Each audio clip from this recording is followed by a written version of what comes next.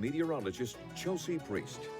Continuing to be impacted by our nor'easter outside early this morning. In fact, it's really only been in the last couple of hours that we've seen the peak wind gusts developing across southern New England. Scattered lighter showers showing up over Rhode Island, but zooming in closer to eastern Mass, you can see some heavier downpours moving through, and it's eastern Mass that's been experiencing the highest wind gusts. There have been many gusts experienced out over the Cape, over 80 miles per hour. Incredible gusty winds, damaging winds. I think as the sun comes up, we're going to see even more and more damage outside, especially the farther south and east you go. Current sustained winds anywhere from about 30 miles per hour in the Providence area, the Newport area over Block Island as well. A 41 mile per hour sustained wind for Martha's Vineyard at the moment. 25 for Westerly, 29 in Smithfield right now. A little bit less, a little lull for the New Bedford, Taunton, Norwood area. And eastern Mass, we've actually, looks like we've lost a couple stations coming in with those wind gusts. Not New Bedford not reporting at the moment. Plymouth also not reporting at the moment, but there are some gusts right now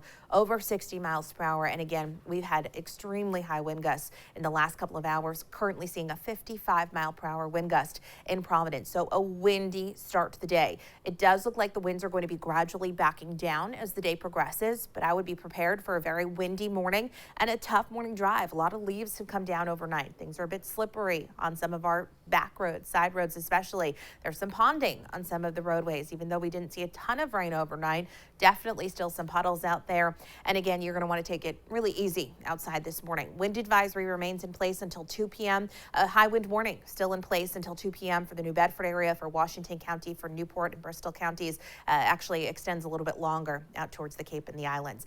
Here's the view of the satellite radar image at the moment. A little bit of a wider view shows you this low pressure system that's centered just down to our south and our east. And at the moment, it's moving westward. We talked about this yesterday, how this storm was going to make kind of a little loop around us before it finally started to push away. And you'll see the movement that I'm talking about here. You can see the low pressure system kind of continuing to rotate into southern New England as the center of that low sits just to our south. We'll continue to be impacted by this nor'easter through much of the day today. The worst of the conditions happening in the last couple of hours and into the next couple of hours before we can finally see that low making its loop and start to pull away from us. You'll continue to see scattered showers today, especially through eastern Mass. It stays windy today as well.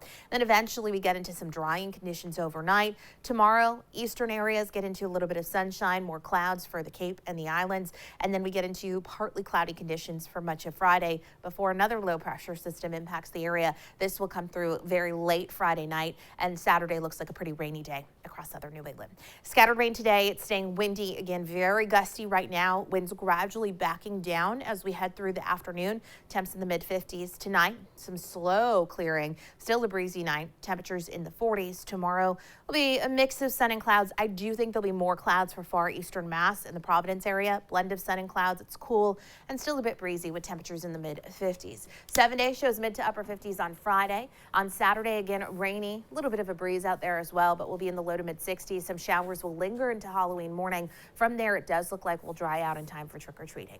Casey? All right.